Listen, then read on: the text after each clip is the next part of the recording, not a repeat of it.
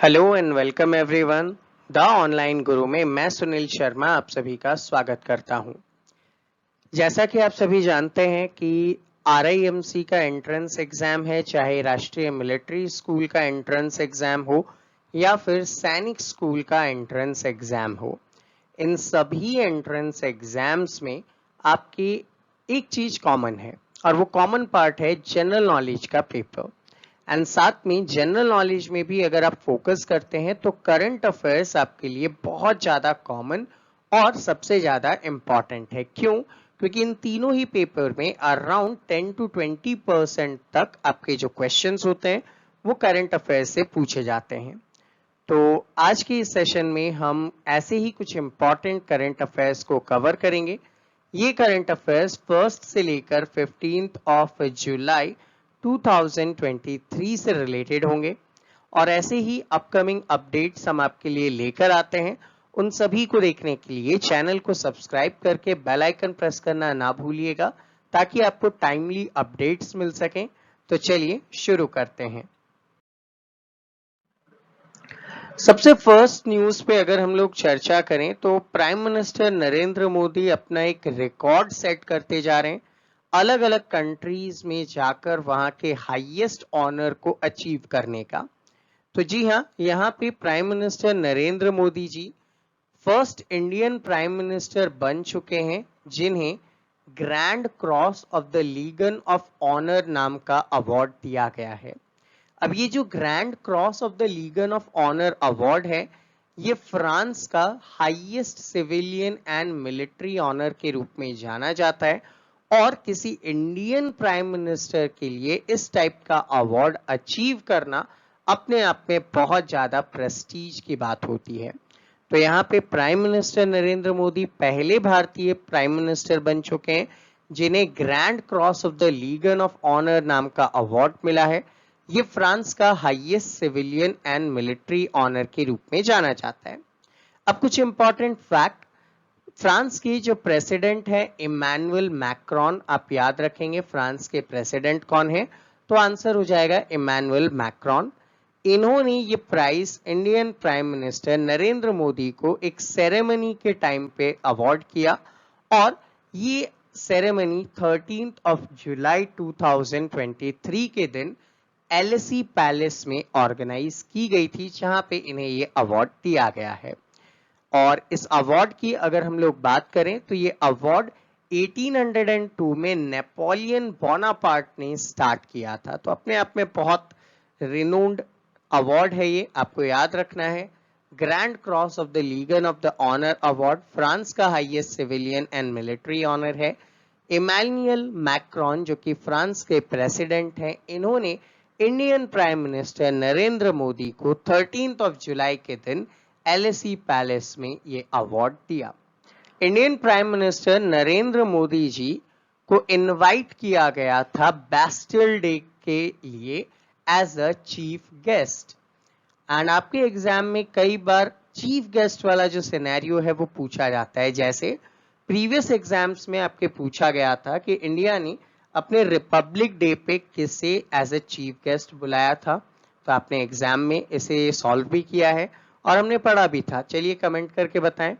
तो रिसेंटली क्या हुआ, यहाँ पे फ्रांस में फ्रांस वालों ने अपने बैस्टिल डे के दिन जो सेलिब्रेशन होता है उस टाइम पे क्या किया, as a chief guest Indian prime minister Shri Narendra Modi ji को इनवाइट किया था।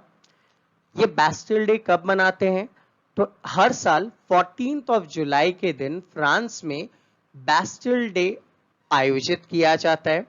ये एक एनिवर्सरी है। बैस्टिल 1789 में फ्रेंच रेवोल्यूशन इनका स्टार्ट हुआ था, उसको याद करने के लिए ये लोग क्या करते हैं, इसे बैस्टिल डे को सेलिब्रेट करते हैं।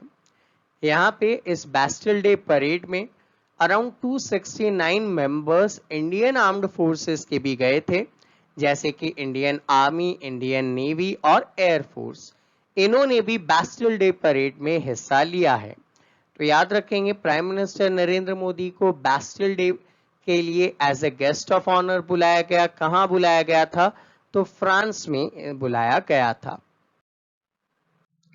स्टूडेंट्स आगे बढ़ेंगे और ऐसे ही इंपॉर्टेंट करंट अफेयर्स को कवर करेंगे।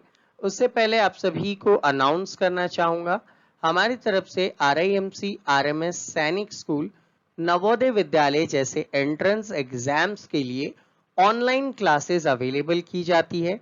ये ऑनलाइन क्लासेस आप लाइव सेशंस में ज्वाइन कर सकते हैं, गूगल मीट या फिर जूम क्लासेस के ऑप्शंस में। तो आप अगर चाहते हैं कि इन क्लासेस को ज्वाइन करना और अपने RIMC RMS नवोदय या फिर सैनिक स्कूल एंट्रेंस के लिए प्रिपेयर करना, तो दिया गया नंबर है 7737653468। इस पर आप व्हाट्सएप के थ्रू डिटेल्स ले सकते हैं। तो चलिए सेशन को कंटिन्यू करते हैं। G20 की प्रेसिडेंसी रिसेंटली इंडिया के पास है और इंडिया G20 की प्रेसिडेंसी में नए नए रिकॉर्ड बनाए जा रहे हैं। रिसेंटली हमने एक Guinness book of world record बनाया और ये जो रिकॉर्ड था, हमने टोटल 1755 लंबानी आइटम्स को यहाँ पे डिस्प्ले किया। ये वर्ल्ड का लार्जेस्ट डिस्प्ले था लंबानी आइटम्स का। अब क्या होता है ये लंबानी आइटम्स? तो देखो भैया, ये इस टाइप से आप यहाँ पे इमेज में देख पा रहे हैं। यहाँ पे एक एंटीक काम किया जाता है कपड़ों के ऊपर, क्लोथिंग के ऊपर एक एंटीक ट्रेडिशंस है, थ्रेड के थ्रू ये लोग डेवलप करते हैं और उसी को यहाँ पे लंबानी आइटम्स के रूप में कहा जाता है। ये लंबानी आइटम्स बनाने का काम 450 टैलेंटेड पर्सन्स ने किया। ये पर्सन संदूर कौशल कला केंद्र SKKK के साथ एसोसिएटेड थे, जिन्होंने लंबानी आइटम्स को यहाँ पे डिजाइन किया। एक टाइप से ये कर्नाटका में बहुत ज्यादा फेमस है और एम्ब्रॉयडरी वर्क के लिए जाना जाता है। तो पूरे वर्ल्ड में सबसे लार्जेस्ट 1755 लंबानी आइटम्स का एक एग्जीबिशन, एक शोकेस किया गया, वो इंडिया ने G20 की प्रेसिडेंसी के टाइम पे किया है। कहां पे किया? तो याद रखेंगे हम्पी में किया गया था। ठीक है, याद रखेंगे हम्पी में किया गया था और इसके लिए Guinness book of world record भी इंडिया को अवेलेबल करवाया गया है। नेक्स्ट न्यूज आता है मल्टी डायमेंशनल पॉवर्टी इंडेक्स से related. Recently United Nation development programme, जिसे आप शॉर्ट में UNDP कहते हैं, इन्होंने Oxford poverty and human development initiative, जिसे शॉर्ट में OPHI कहा जाता है, इनके साथ मिलकर मल्टी डायमेंशनल पॉवर्टी इंडेक्स 2023 को यहाँ पे रिलीज कर दिया है। अब क्या है multi dimensional poverty index? Multi dimensional का मतलब होता है मोर देन वन एस्पेक्ट में पॉवर्टी को ये लोग एक्सेस करते हैं। फॉर एन एग्जाम्पल, आप ये कह सकते हैं कि अगर किसी पर्सन के पास प्रॉपर फूड के लिए फैसिलिटीज अवेलेबल नहीं है तो वो पुअर है। अगर किसी के पास फूड के लिए तो फैसिलिटी अवेलेबल है, लेकिन बीमार होने पर ट्रीटमेंट करवाने के लिए फैसिलिटी अवेलेबल नहीं है, तो वो पॉवर्टी का उसका दूसरा एस्पेक्ट है। सेम एज ऐसे कुछ बच्चे हैं जो, चलिए ठीक है, खाने पीने का अरेंजमेंट हो जाता है लेकिन उनके पास रहने को घर नहीं है, या फिर आप ये कह सकते हैं कि प्रॉपरली सेफ ड्रिंकिंग वाटर वो लोग नहीं अवेलेबल कर पा रहे। तो ऐसे अलग अलग रीजन से इनको हम लोग क्या कहते हैं, पॉवर्टी में काउंट करते हैं। तो ऐसे ही पॉवर्टी को काउंट करने का काम ये OPHI और UNDP मिलकर कर रहे हैं अपने मल्टी डायमेंशनल पॉवर्टी इंडेक्स के थ्रू। यहाँ पे अराउंड 15 इयर्स में ये देखने को मिला है कि पॉवर्टी पहले के कंपैरिजन में कम हुई है। जैसे 2005-6 के टाइम पीरियड में इंडिया में 55.1% की पॉवर्टी थी और लगभग 645 मिलियन पीपल जो थे वो पॉवर्टी में आते थे। लेकिन अब ये डेटा 2019 से 21 तक के रिसर्च में देखने को मिला है कि ये 16.4% पे आ गया है। तो पहले की कंपैरिजन में पॉवर्टी बहुत ज्यादा कम हुई है एंड अराउंड 415 मिलियन अब इस पॉवर्टी से बाहर आ चुके हैं, जो कि अच्छी बात है। लेकिन अभी भी 16% लोग मल्टी डायमेंशनल पॉवर्टी में रहते हैं, इन्हें और कम या फिर जीरो करने की रिक्वायरमेंट है, जिसके लिए आपको लगातार काम करना पड़ेगा। स्पेन के अंदर एक कंपनी है जिसका नाम है नवांशिया, और इंडिया की एक कंपनी है लार्सन एंड टुब्रो, जिसे शॉर्ट में आप LNT के रूप में कई जगह पर देखते हैं। इन दोनों के बीच में एक एग्रीमेंट किया गया है। इस एग्रीमेंट के थ्रू P-75 इंडिया, जो कि सबमरीन प्रोग्राम है, उन पे ये मिलकर काम करेंगे। अराउंड 4.8 बिलियन यूरो का ये प्रोजेक्ट है, जिस पे P-75I यानी कि इंडिया सबमरीन प्रोग्राम बनाया जाएगा, जिसके थ्रू टोटल 6 सबमरीन्स, जिसमें एयर इंडिपेंडेंट प्रोपल्शन सिस्टम और भी बहुत सारे एडवांस्ड टेक्नोलॉजीज लगाई जाएगी। तो ऐसे 6 सबमरीन्स इंडिया को मिलने वाले हैं, और ये अभी तक का largest defence related acquisition initiative है, जो इंडिया की नेवी की कैपेसिटी को बढ़ाने के लिए किया है। INS सुनैना बहुत ज्यादा न्यूज में रही है। रीजन क्या है? ये एक इंडियन नेवी का शिप है, जिसने सेशल्स पहुंचकर क्या किया, एक एक्सरसाइज में हिस्सा लिया। तो INS Sunaina Indian navy ship है जो सेशल्स गए, और वहां पे एक एक्सरसाइज जिसका नाम है ऑप साउदर्न रेडिनेस 2023, उसमें इन्होंने हिस्सा लिया था। तो ऑप साउदर्न रेडिनेस 2023 में हिस्सा किसने लिया? INS सुनैना ने लिया है।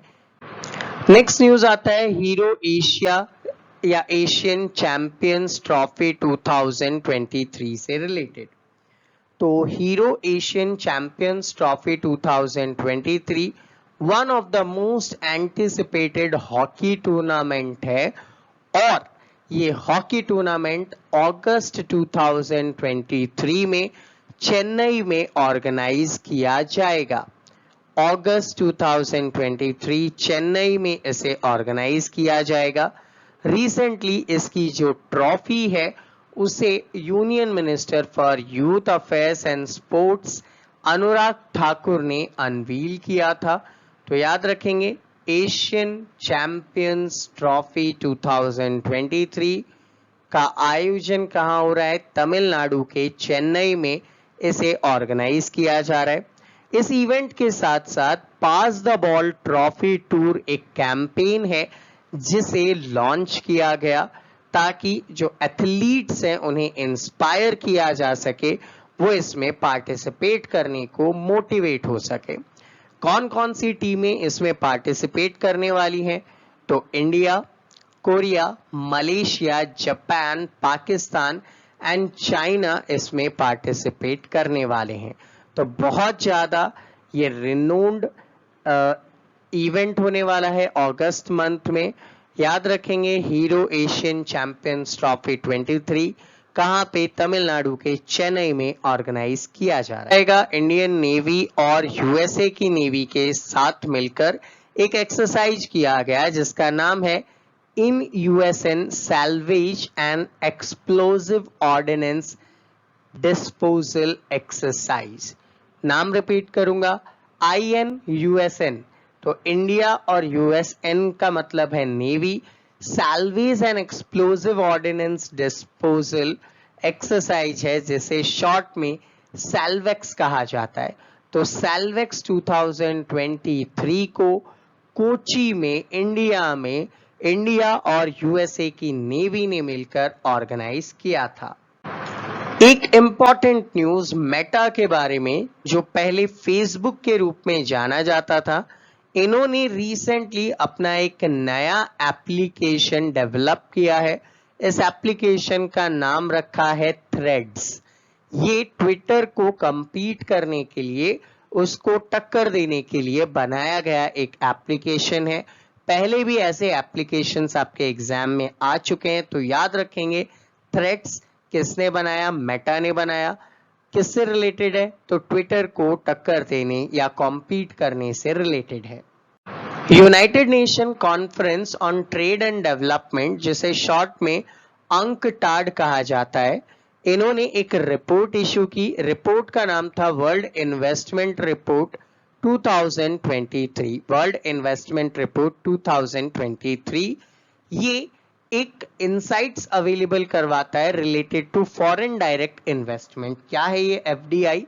तो एक कंट्री दूसरे कंट्री के बिजनेसेस में जब पैसे इन्वेस्ट करता है तो उसे एफडीआई कहा जाता है। तो इसके अकॉर्डिंग अगर देखा जाए तो एशिया में टोटल 662 बिलियन का यहाँ पे एफडीआई निवेश था, जो प्रीवियस ईयर के तुलना में लगभग बराबर था, कोई चेंजेस यहाँ पे देखने को नहीं मिले। साथ ही साथ ग्लोबली अगर बात की जाए तो 12% का ड्रॉप डाउन देखने को मिला, लोगों ने कम पैसे निवेश किए, बल्कि चाइना में ये 5% इंक्रीज हुआ है। तो उल्टा सीन है, चाइना में बढ़ा है, वर्ल्ड वाइड कम हुआ है, और अगर देखा जाए एशिया में तो लगभग बराबर बना रहा है। याद रखना है कि वर्ल्ड इन्वेस्टमेंट रिपोर्ट कौन इशू करता है, तो क्वेश्चन का आंसर होगा United Nations conference on trade and development. Orissa government ने एक नया स्कीम लॉन्च किया और उड़ीसा गवर्नमेंट की स्कीम का नाम है मो जंगले जमी योजना। मो जंगले जमी योजना। यहाँ पे मो का मतलब होता है माय, मेरा जंगल, मेरा जंगल है, वहां की जो जमीन है वो भी किसकी है? मेरी है। ये स्कीम यहाँ पे इन्होंने लॉन्च किया है। इसके थ्रू क्या किया जाएगा, जो ट्राइबल कम्युनिटीज है, जो फॉरेस्ट ड्वेलर्स हैं अराउंड उड़ीसा, उन सभी को यहाँ पे उस फॉरेस्ट की लैंड का राइट अवेलेबल करवाया जाएगा और वो लोग इस फॉरेस्ट में आराम से रह सकेंगे। तो ऐसा करने वाला उड़ीसा फर्स्ट स्टेट बन जाता है इंडिया में, जिस वजह से क्वेश्चन पूछे जाने की बहुत ज्यादा संभावना है। सेकेंड थिंग, यहाँ पे लगभग 62 ट्राइब्स, आदिवासी लोग यहाँ पे रहते हैं, 62 टाइप्स के, और 13 को तो specially particularly vulnerable tribal groups का दर्जा दिया जा चुका है, जो कि बहुत ज्यादा क्रिटिकल है उनको बचाए रखना। तो ऐसे में ये स्कीम जो है ये बहुत ज्यादा हेल्प करेगी। इसके लिए गवर्नमेंट ने 26 करोड़ रुपीस एलोकेट किए हैं। रूरल एरिया के अंदर आर्टिशंस को, हैंडीक्राफ्ट वालों को प्रमोट करने के लिए पहले से एक स्कीम थी जिसका नाम था दीनदयाल अंत्योदय योजना। और ये जो दीनदयाल अंत्योदय योजना था ये नेशनल रूरल लिवलीहुड मिशन के थ्रू चलाया जा रहा था। अभी वर्तमान में क्या किया गया, इसका एक मोबाइल एप्लीकेशन लॉन्च किया गया है जिसका नाम क्या रखा है, ई सरस। ई सरस इसका नाम रखा गया है, जिसके थ्रू क्या किया जाएगा, आसानी से इन हैंडीक्राफ्ट वाले लोगों को, आर्टिशंस को आसानी से इनके उपलब्ध जो प्रोडक्ट्स हैं उनको मार्केट करने, सेल आउट करने के लिए हेल्प करेगा। रिसेंटली इंडिया ने क्या किया, आईएनएस किरपान एक नेवल शिप है जिसे वियतनाम को गिफ्ट कर दिया है। जी हाँ, इंडिया ने वियतनाम को एक नेवल शिप को गिफ्ट कर दिया है और ये फर्स्ट टाइम हुआ है कि इंडिया ने रीजनल सिक्योरिटी को बढ़ावा देने के लिए फॉरेन कंट्री को अपना शिप तक गिफ्ट किया हो। और इसके लिए कहा जा रहा है कि इंडिया का विजन क्या है, वसुधैव कुटुंबकम, that the whole world is one family, और उसी को प्रमोट करने के लिए हम लोगों ने वियतनाम को क्या किया, एक नेवल शिप जिसका नाम है किरपान, उसे गिफ्ट किया है। रिसेंटली असम के अंदर एक बोडोलैंड टेरिटोरियल काउंसिल है और उन्होंने प्लानिंग की है कि इंडिया का फर्स्ट पिग स्कूल खोला जाए। अब आप बोलेंगे कि क्या पिग्स को पढ़ाया जाएगा, तो आंसर इज नो। यहाँ पे क्या किया जाएगा, जो फार्मर्स हैं, जो पिग्स को फार्म करते हैं, उन्हें पढ़ाया जाएगा कि आप कैसे पिग्स को ज्यादा ग्रो कर सकते हो, आप कैसे उसका ध्यान रख सकते हो, आप कैसे उनमें डिजीज फैलने से बचा सकते हो, and all that thing. World wide यहाँ पे क्या किया जाएगा, इंडिया में से 50 फार्मर्स को सिलेक्ट किया जाएगा और इन 50 फार्मर्स को डेनमार्क भेजा जाएगा, जहां पे वो लोग पिग प्रोडक्शन से रिलेटेड इकोनॉमी को समझेंगे और असम में आकर ये काम कर पाएंगे। अहमदाबाद को रिसेंटली अक्षर रिवर क्रूज मिल गया है। जैसा कि आप यहाँ पे इमेज में देख पा रहे हैं, अहमदाबाद जो कि वाइब्रेंट सिटी है गुजरात का, इसे अक्षर रिवर क्रूज दिया गया है। सॉरी, इस अक्षर क्रूज को काम कर रहा है अहमदाबाद का municipal corporation and Sabarmati river front development corporation, दोनों मिलकर इसे बनाया है, जिसकी कॉस्ट अराउंड 15 करोड़ रुपीस है और क्रूज ट्रैवल आप इसमें आसानी से कर पाएंगे। तो याद रखेंगे अक्षर रिवर क्रूज कहां से रिलेटेड है, आंसर होगा गुजरात के अहमदाबाद से। डुरंड कप जो कि एशिया का ओल्डेस्ट और वर्ल्ड का 3rd ओल्डेस्ट फुटबॉल टूर्नामेंट है, ये रिसेंटली 132nd एडिशन में स्टार्ट होने वाला है 3 अगस्त 2023 में। तो डुरंड कप एशिया का ओल्डेस्ट, वर्ल्ड का 3rd ओल्डेस्ट फुटबॉल टूर्नामेंट है। कब से स्टार्ट हो रहा है? अगस्त 3 से स्टार्ट किया जा रहा है। कौन ऑर्गेनाइज करता है? तो इंडियन आर्म्ड फोर्सेस की तरफ से ऑर्गेनाइज किया जाता है। General Manoj Pande, air chief marshal VR Chaudhari, mister Kalyan Chaubey, president of all India football federations, इन सभी ने मिलकर फ्लैग टूर को, ट्रॉफी टूर को यहाँ पे स्टार्ट कर दिया है। याद रखेंगे आर्मी कप के रूप में 1888 में इसे स्टार्ट किया गया था और कई बार आपके एग्जाम में पूछा गया है that Durand cup is related to which particular sports, तो आंसर होता है फुटबॉल। सो स्टूडेंट, ये था हमारा आज का सेशन। आई होप आप सभी को इजीली समझ में आया हो। फिर भी अगर कोई डाउट या कोई क्वेरी है तो आप नीचे कमेंट सेक्शन में कमेंट कर सकते हैं। विद इन 24 आवर्स आपके सभी डाउट एंड क्वेरीज को रिजॉल्व किया जाएगा। अगर आप ऐसे ही अपकमिंग सेशंस को देखना चाहते हैं तो चैनल को सब्सक्राइब कीजिएगा और साथ में जो बेल आइकन है उसे प्रेस कीजिएगा ताकि सारी वीडियोस के नोटिफिकेशन आपको टाइमली मिल सकें। इसी के साथ साथ नॉलेज शेयर करनी चाहिए, तो अपने जितने भी फ्रेंड्स हैं जो इन एग्जाम्स की प्रिपरेशन कर रहे हैं, आप उनके साथ इस सेशन को शेयर कर सकते हैं। मिलते हैं आपसे अगले सेशन में, तब तक के लिए जय हिंद।